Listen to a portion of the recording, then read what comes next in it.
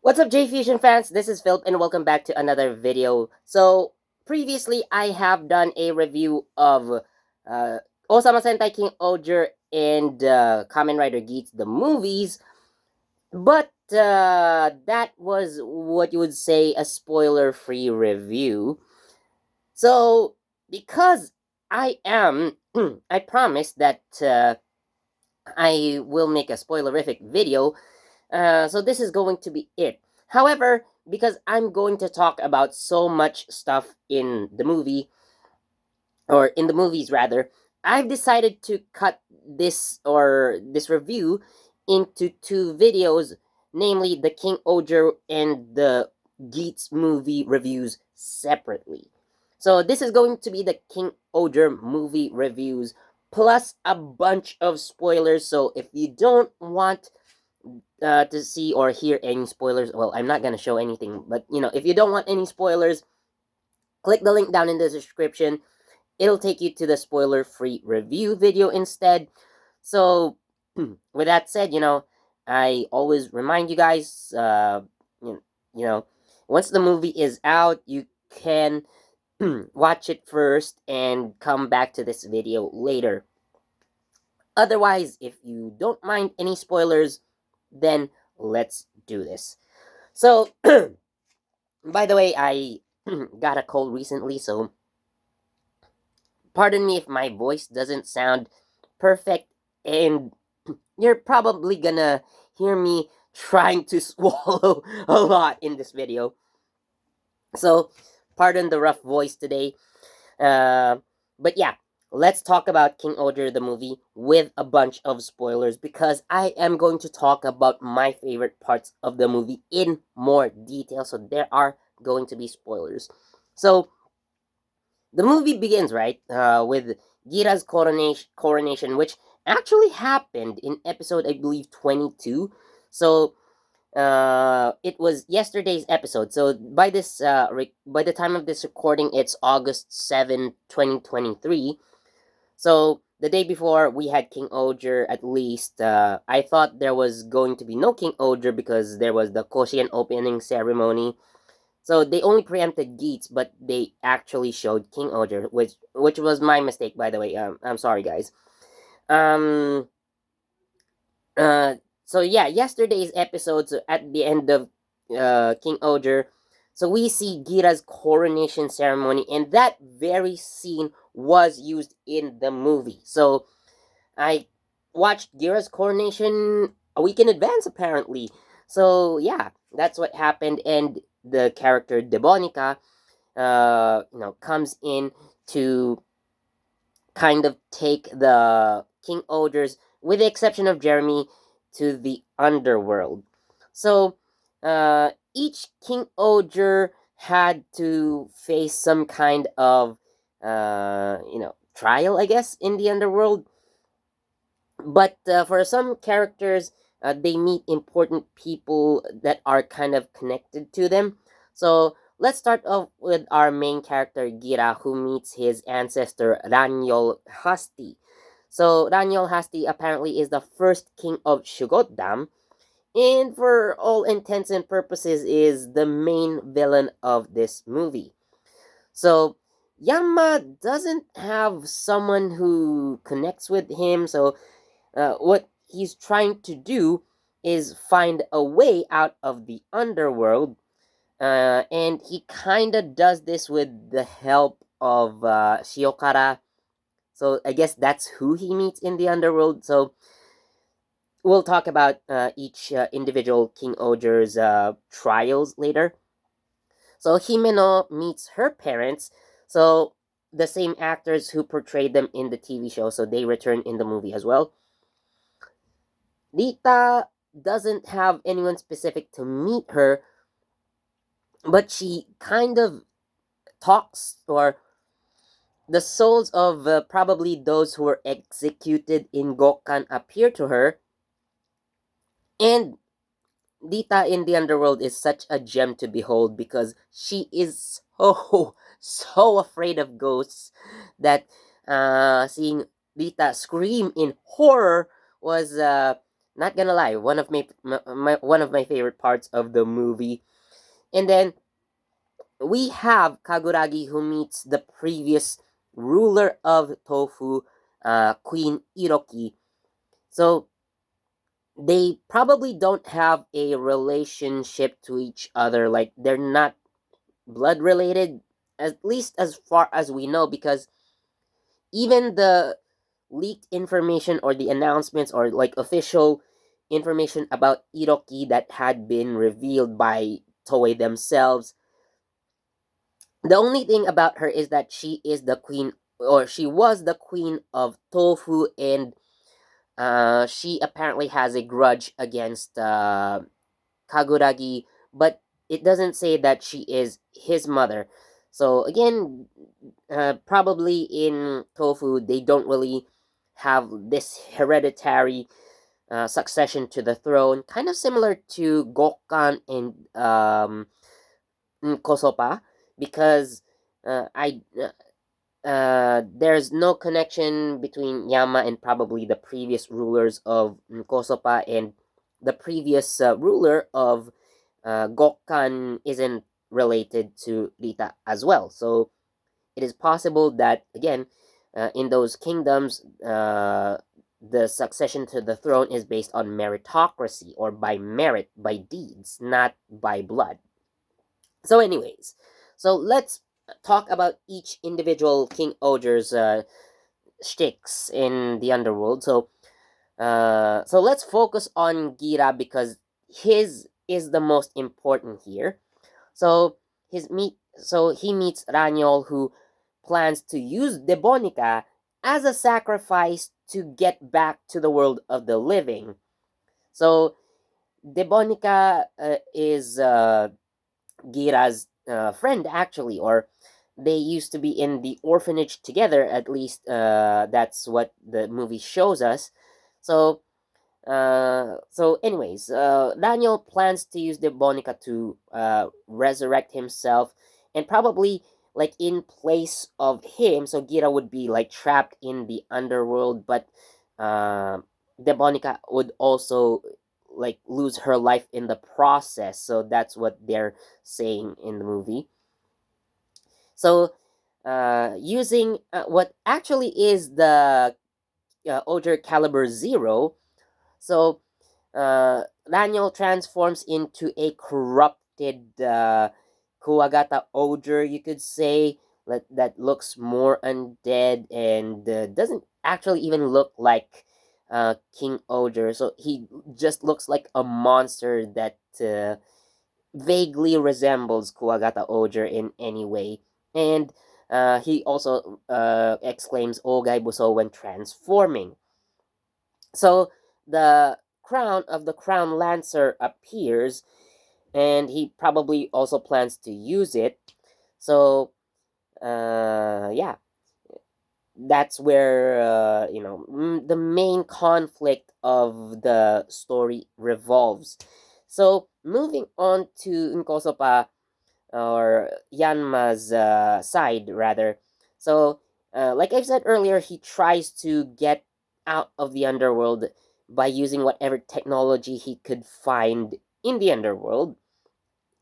And for some reason, so I have mentioned earlier that Jeremy wasn't invited, so he wasn't taken to the underworld, but he manages to sneak in some web that's attached to Yama, apparently. So this kind of web kind of is their connection to the world of the living.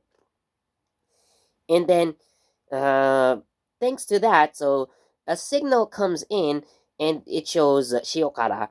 So Shiokara uses the lie detector that sends lightning bolts to you when you lie.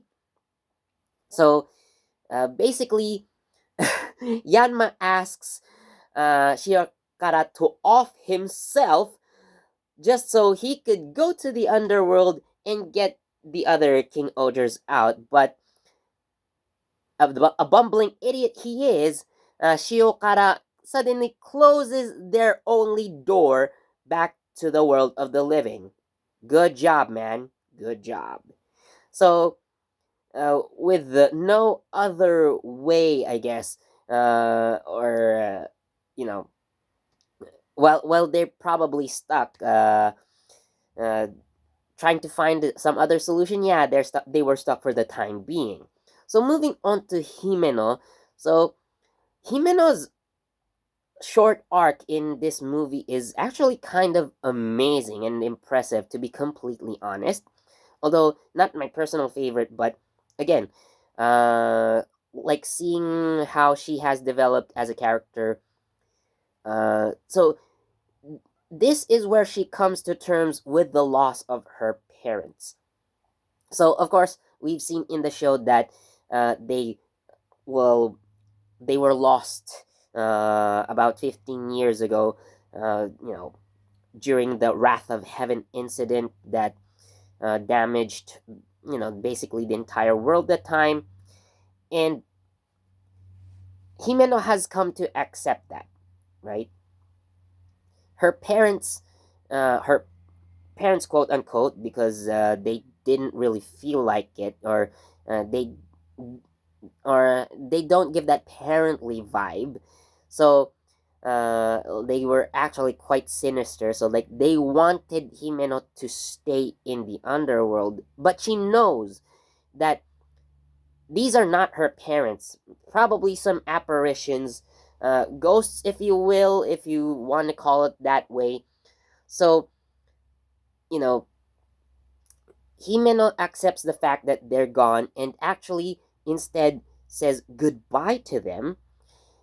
So that was actually quite impressive in my opinion. Like Himeno again coming to terms with the fact that her parents are gone, and instead of you know staying attached to them, she understands fully that the her attachment to her parents could mean the end of her if she decided to stay. So she makes the wise decision to just say goodbye to them and continue on living. And owing to the fact that all the things she likes are way back in the world of the living, so she can't leave it for just for her parents. So I guess her quote unquote selfishness saved the day. Now moving on to Dita. So like I mentioned earlier, she encounters the ghosts or spirits of the citizens that probably have been executed, but there were some souls that were quote unquote saved. So for some reason, Morphonia was able to get through with communications, and some of the spirits actually whispered to Rita, "Thank you." So meaning that she has done good, and she probably has been weighed down by some sort of guilt, probably. But thanks to some of those souls, she has come to accept that what she is doing is for the good of anyone or everyone. So that was her motivation to get out of the world of the dead. So going on to Kaguragi. So again, meeting his predecessor. So she reveals, or she at least claims that you only got the throne because of your own treachery. And we've always seen Kaguragi as some kind of sussy guy who would lie and deceive just to get what he wants, or at least he claims he's doing it for the people. So I really thought that there was going to be some sort of battle between them, just like how Ranyol and you know Gira had to duke it out.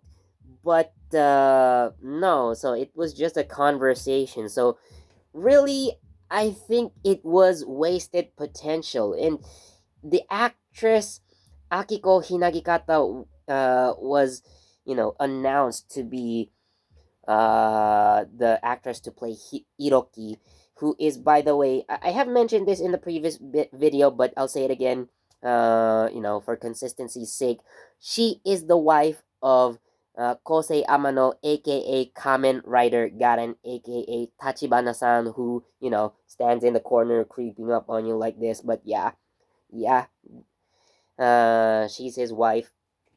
But with that said, anyway, again, I thought there would be some sort of like revenge from Iroki, but the scene with Kaguragi and Iroki, I don't know, it lasted less than 2 minutes, really. I was so focused on the movies, so I should know.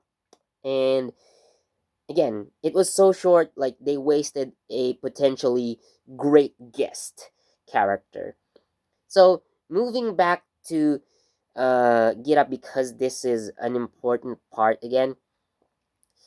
So, it's revealed that, I'm not sure if this is the right way to describe it, but seeing him in his interactions with Debonica, so I don't know, it looks quite flirtatious in my opinion. That uh, you probably would assume that they could have been more than friends, or there may be some hints of something a bit more special between them.